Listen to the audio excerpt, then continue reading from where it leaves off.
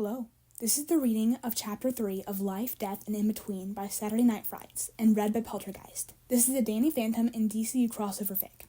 You've already seen the previous episodes, you know the warnings, and so, without further ado, please enjoy the fic.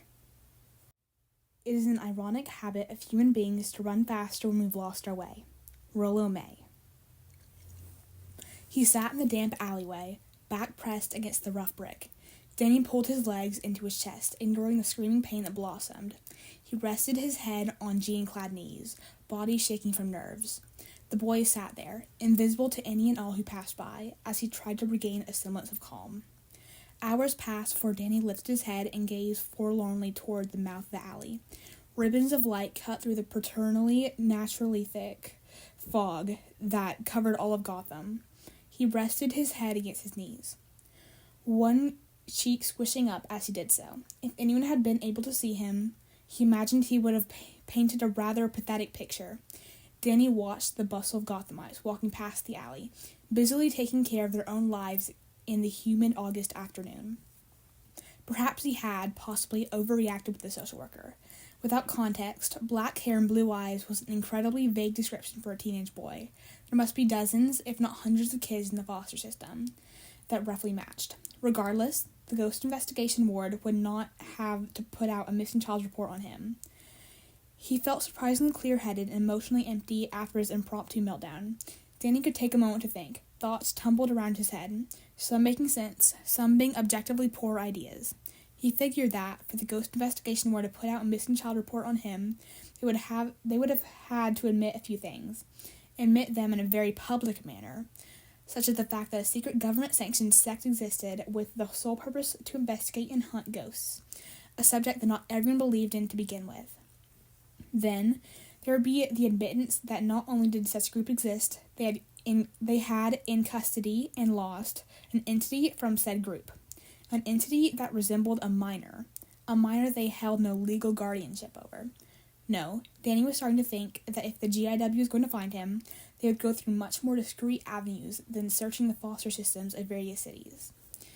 That wasn't to say Danny would be returned to the youth shelter. If he stayed, there was an increasing chance that his identity would be discovered. That being his identity as Daniel Jack Fenton, at least. Distant memories of being fingerprinted for an identikid program floated through his mind. That would be a problem. For now, exactly, he could explain away the fact that he hadn't been an explosion that had taken the lives of his parents. Amity was a small town. He'd been ridiculously lucky to go unnoticed in his identity as Phantom. He wouldn't get away with showing up alive months after his tragic apparent death. Danny couldn't be connected to the Fentons. That remained true. Not only because the GIW had long since connected Danny Fenton to Danny Phantom. The social worker's questions had brought to his attention the aspects of his existence that he'd overlooked. Daniel Jack Fenton was dead in every way that currently mattered. Phantom was a wanted subject for experimentation on the run from agents of the American government. Daniel Agul, well, he'd never existed in the eyes of the United States to begin with. Beyond that, he had been dead much longer than Daniel Fenton. He had no claim on any identity that had once been his. Where did that leave him? Who would he be if all he had ever been was now destroyed? Certainly, he didn't legally exist. Not without tying himself to a dead child, which basically be like standing over a neon sign advertising his location to the GIW. Nope, not gonna happen. However, if he didn't exist in terms of the legal spectrum, a lot of avenues towards a normal life became entirely closed to him. To begin with, he'd never graduate high school or go off to college. You need a birth certificate to enroll in school, and a social security number to apply for financial aid. Strike one. Then, he'd be unable to get a job, at least not a normal job. Any semi-respectable employer would demand a social security number to conduct a background check, which, as mentioned previously, Danny did not have. Strike two. All of this was more or less pointless to waste time thinking about, as Danny couldn't get a job or enroll himself in school without first being an emancipated minor, which, again, required resources and documents that Danny did not have. Strike three. You're out, kid. He was Danny, just Danny, without paperwork or parents or potential. Just Danny. Bruised and broken and alone. He stood up, brushing dirt from his jeans as he wheeled himself back into visibility. For now, Being just Danny would have to do. Danny was not wandering aimlessly through a major city. He was simply sightseeing and getting used to the layout. If he appeared absolutely lost, it was just an illusion. Still, he had been wandering for the better part of 4 hours, finding himself in a quickly emptying park as the sun started to set. He sat himself down on a wooden bench, tilting his head back to stare into the branches of the tree above. The evening sunlight filtering through the green leaves was nice. Danny watched as a soft breeze rustled the leaves. He was exhausted.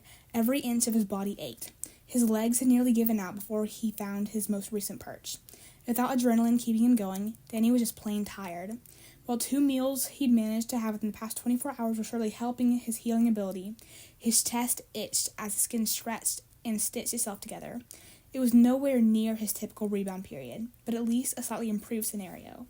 Even so, there was a growing emptiness within him that he learned to associate with hunger, but there would be no food that could satiate it, no amounts of meals or stolen snacks. Only something more would ease the hollowness. If he focused, he could feel his core desperately pulling in the atmospheric ectoplasm. Gotham had far more than the average city, and far less than Amity. Not enough. Danny gingerly prodded at his chest, lightly pressing against the black t-shirt. It would be enough. It had to be. There was no other choice. Sighing, he pulled out his worn map from his back pocket. It was by pure luck that he'd placed it in his pocket that morning. Despite losing his original clothing and beloved stapler, he'd kept the yellowed map when he ran from the youth shelter. Without a phone, hell, without even a tour guide, it was his only guiding hand. Danny chewed on the inside of his cheek, tasting iron. He trailed one finger across the map, taking note of key spots from his past day. The bus had come into Gotham City proper over the Brown Bridge, stopping right outside the Diamond District. From there, Danny slid his finger down. He had gone into Old Gotham, into Gotham City Public Library, which had been on the opposite side of the city from the youth shelter, located to the north of the city in Burnley. And now, Danny tapped his map in what he suspected his current location to be, somewhere in Robinson Park. And Tucker said he was directly challenged. Obviously, he could manage just fine. Folding his map, Danny placed it back in his pocket. Around him, the park's lamps were starting to flick on in the dimming light of dusk. Several flickered with a dull light that did little to combat the encroaching dark. Danny was probably the most dangerous thing in the immediate area. That didn't mean he wanted to be out and open at night. Not in freaking Gotham City. With his recent bout of luck, he'd end up stabbed or shot or overall beaten. He grumbled as he forced himself to his feet, swaying slightly. Danny wrapped an arm around his stomach, slowly made his way to the back, retracing steps to the direction he knew his map would proclaim as Park Row, more colloquially known as Crime Alley. If the conversations he'd overheard were to be trusted, he imagined it was the most likely place he'd remain relatively unnoticed. The darkened, deteriorated apartment buildings did not exactly scream welcoming. Still, there was something that drew Danny towards the area. A nearby crumbling concrete sign read Sycamore Heights. Once, this may have been the site of a luxury apartment complex. Now, the building looked like they had survived some sort of natural disaster. Some shattered windows glowed with the light of small fires, and Danny knew there would be other people around. Still, Danny would be one face of many. Gravel crunched underfoot as Danny approached one of the buildings. Someone had ripped off the plywood that had boarded up the side door, and Danny contemplated his options as he stared up at the blackened stairwell. He didn't have any.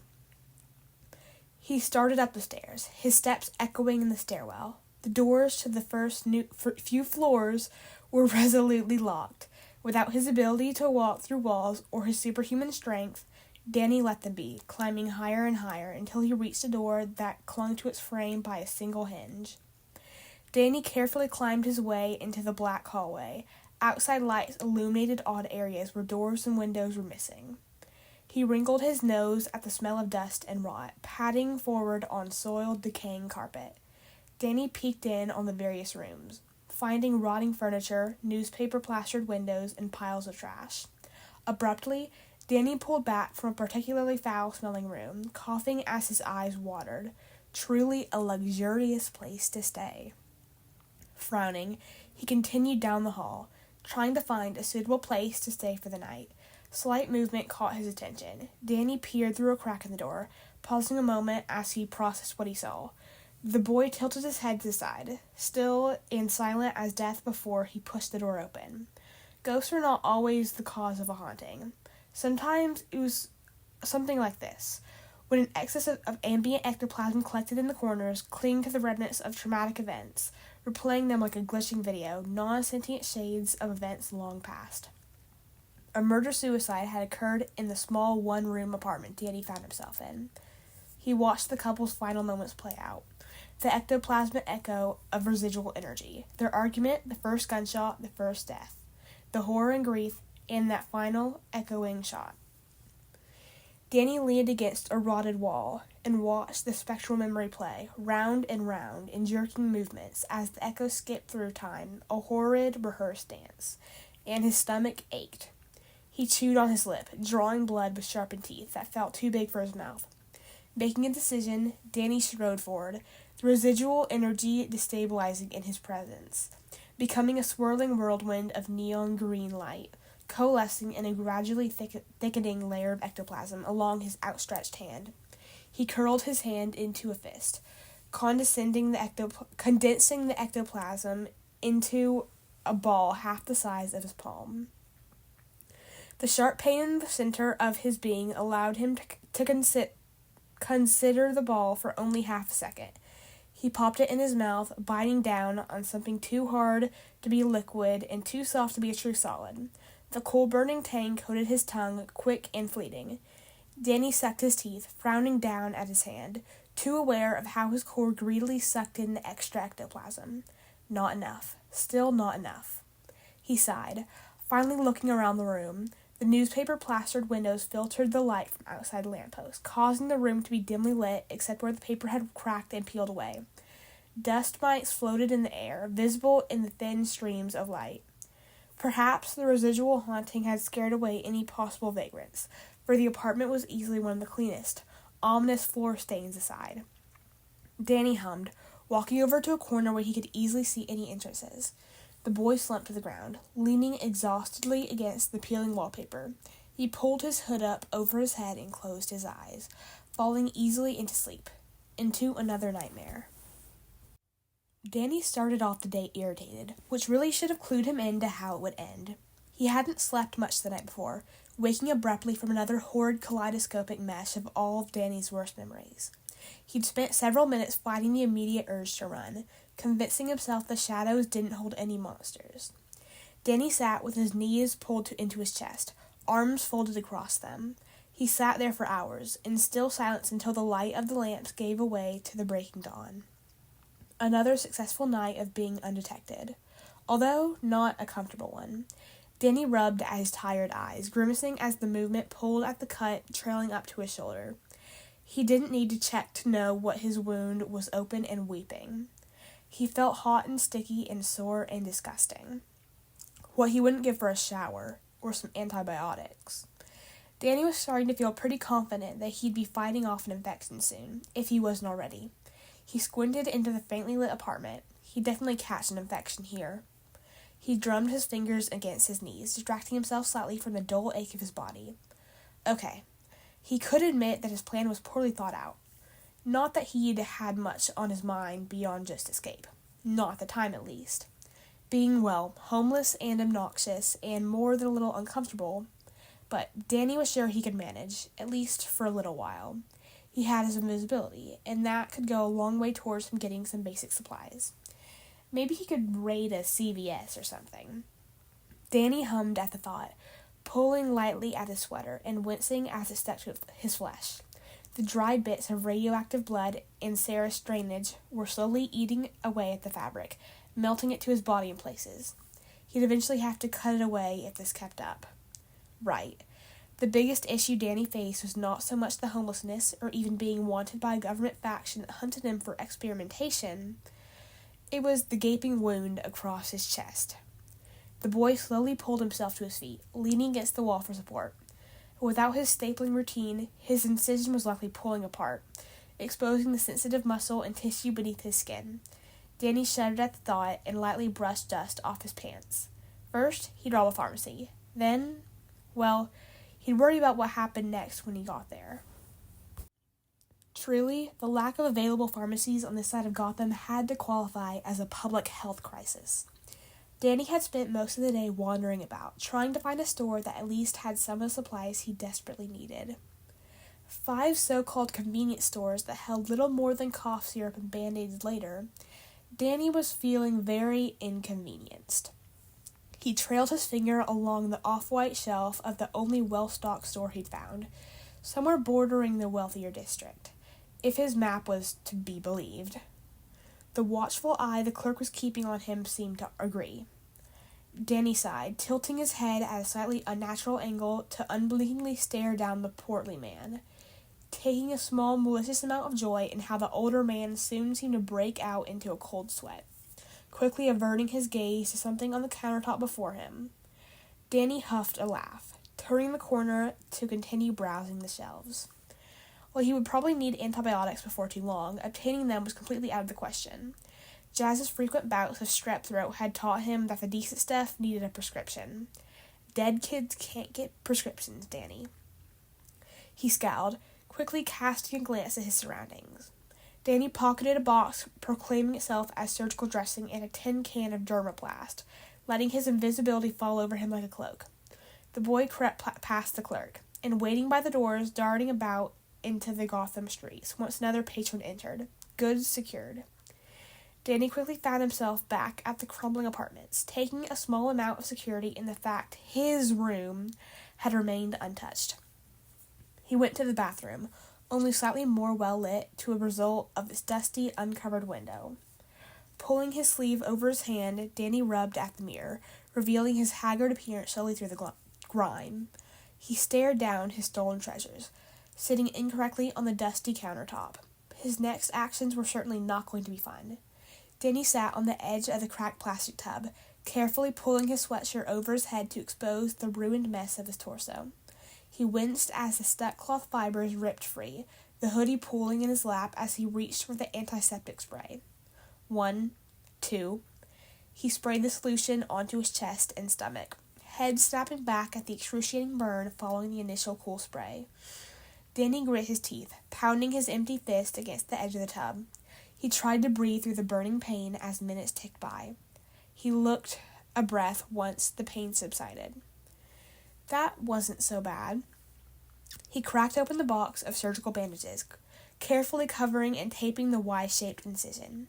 It was an awkward shape, and he couldn't completely cover the wound.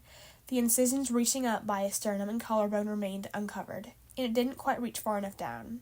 Still, a sight better than nothing at all, and he possibly postponed septic shock. 2 wins for Danny today. He tugged his hoodie overhead, slumping to the floor of the bathroom. The boy leaned back against the tub, staring unseeingly up at the cracked and flaking ceiling, mentally tracing the brown spots from water damage. He was exhausted. Perhaps he could close his eyes, just for a moment. Someone was in the apartment. Danny's eyes had snapped open at the sensation of someone encroaching on what he had subconsciously claimed as his territory. The light from the small bathroom window has dimmed to darkness, and he knew that hours had passed with him lying prone on the floor. Now, though, someone was in the apartment. He pulled his invisibility to him, feeling the uncomfortable stretch of pained spectral muscle. Danny rolled his weight onto the balls of his feet, crouching as he moved towards the bathroom door. Slowly pushing it open, Danny peered into the darkened apartment. 2 hooded, masked figures stood there, feminine in build. Danny slowly crept into the apartment proper, sticking to the wall. Not that they could see him when... The shorter of the 2 spun quickly, facing him, almost staring at him through their black mask. Danny tensed and went still. "Huh?" said the other. "What is it?" They turned slightly to their companion, dim lights barely illuminating strands of curling blonde hair. "Someone here." The blonde stiffened, back straightening as she cast her gaze where Danny stood. Turning in a way he could no longer see her eyes, the only part of the face that was visible. "I don't see anyone," she said, a frown in her voice. They stared where Danny stood. Unbeknownst to them, Danny stared back. Still. Silent. Invisible. He felt unnerved, as if the one really could see him. A tinny noise filled the air. In tandem, the two fingers lifted a hand to their ears, listening to a conversation Danny couldn't hear. He took the moment of distraction to slip out of the door and back into the streets of Park Row. An altercation had Danny sliding away from the main streets into the back alleyways of Park Row. It was likely a domestic dispute that had turned violent, but he wasn't looking to gain the attention of the cops that had gathered. His main goal at the moment was to find a quiet area to rest for a bit. He was feeling so off, slow, tired, and sticky from something he wasn't sure he could attribute to the late summer evening. He turned the corner into an alley faintly lit by red lights, throwing shadows into intense darkness. Then he crouched down between some wood pallets and a dumpster. The smell was unpleasant, but bearable. In this position, it was unlikely that he'd be seen by any passerby. He flinched as a door across from him banged open, exposing an entrance in the heavily graffitied wall that thrummed and pounded with a synthetic beat. A figure landed heavily a few feet from Danny, before hurriedly standing and racing out of the alley. "Don't let us catch you here again," a man shouted after the figure, slamming the door shut as he did so. He stepped further away from the door, running a hand through greasy dark hair. The man turned his gaze away from the alley's end and locked eyes with Danny. Seeing across the way, blue eyes wide. "Ah," the man yelped, pressing a hand against his chest. Fuck, kid. You scared the shit out of me." He stared at Danny, looking him up and down. "How long have you been out here?" Danny watched as the man pulled out a pack of cigarettes, lighting one up. The end glowed in the faint red light of the alley. He shrugged one shoulder in response to the question. Smoke billowed from the man's lips. "You waiting for something, kid?" he asked. "No? Waiting for someone? You got someone, right?" One dark eyebrow raised as he asked Danny more questions, taking a long drag of his cigarette when he saw the boy shake his head no. The man tossed a glance at the door behind him. Danny tensed as he reached into his back pocket and withdrew a black leather square. A wallet. He balanced the cigarette between his lips and counted out a few bills. The wallet disappeared in the man's back pocket. He waved a few bills in Danny's direction, folded neatly in half. "Tell you what, here's $20. More smoke poured from the man's mouth. "You keep that, jackass." He pointed the money towards the end of the alley from trying to sneak his way back in here. "I'll give you another 20. How's that? I'll even throw a sandwich your way. For the trouble." The man tossed the cigarette butt onto the ground, grinding it into the concrete with his boot. "How about it?" He offered a hand towards Danny, folded bills within reach. Pale blue eyes flickered back and forth between the alley entrance and extended hands. $40 and a free sandwich? The boy slowly stood from his crouched position and took the money. The man smirked and opened the door. Loud thumping music filled the small space again. "Attaboy," he said, disappearing inside with a wink. Then he looked down at the two $10 bills in his hand. He frowned and looked back up at the door. Is this what he was reduced to? Playing guard dog for an apparent club's bouncer? Denny sat down next to the door with a huff.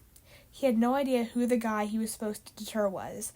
Frankly, didn't care either. Money was money, and the promise of food was tempting, if only for the fact it may help him heal faster. Being powerless was a novel feeling that he'd rather do without. Besides, he seriously doubted the guy would return. That was an incredibly embarrassing moment. Surely he'd retreat home to lick his wounds, right? Well, the universe did enjoy proving Danny wrong, as evidenced by the shadow that started to creep in from the main road. A man slunk into the alleyway, illuminated by the faint red light coming off the club building. He slowly inched his way along, creeping closer and closer to where Danny sat, obviously trying, and failing, to be discreet. Danny watched bemusedly as the man seemed to realize there was someone sitting next to the alley door. He startled and stumbled back a few steps. "Who the fuck are you?" he slurred. Danny strained to keep his face neutral as the smell of alcohol and piss wafted in his direction. "The guard dog," he said in a deadpan tone. The drunkard sneered down at him, swaying slightly. "You can't stop me." He pointed one finger towards the door, taking a few unsteady steps closer. "Those fucks owe me. They owe me for all I gave 'em. I'm gonna go in." Danny reached down in himself as he watched the man fumble towards the door, dragging up, up energy he couldn't afford to waste. Some small display of unnatural otherness, something to make the man turn tail and leave, take his stench with him. $20 and a free sandwich were on the line. Then he looked up at the men and grinned, his mouth splitting open to show too many teeth that were too sharp to be human. "You can try," he said sweetly as his shadow elongated and reached for the man. The man balked and slowly backed away from Danny, holding his hands up in a surrender position before turning around and running, tripping over his own feet. Danny watched him run before dropping his head between his knees with a groan. Cold sweat dripped down his neck as his stomach lurched and rolled. Danny clenched his eyes shut tightly in an attempt to gain control as the world turned wrongly on its axis. He grit his teeth, suddenly glad to be outside, wishing the temperature would dip down. The boy's chest rose and fell in shallow breaths as he willed himself to not be sick all over the concrete. Ugh. The drunkard didn't return for the rest of the night, and no other patrons were thrown into Danny's alleyway by the bouncer. Sometime in the early morning, the red lights flickered out. Distantly, Danny could hear the sound of people filling the main street, could also hear them leave after a short while, leaving Danny alone in the quiet, cool dampness of the night. He tilted his head back, resting it against the rough concrete wall. Blue eyes remained shut, as they had been for the past few hours, resting but not sleeping. Oh no. Danny was very aware of what was going on around him.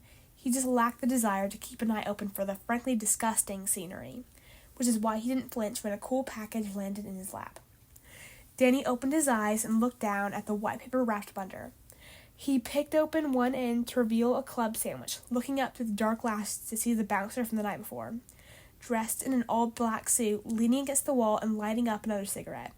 Danny thought he looked like an old mobster, or perhaps monster was a better description.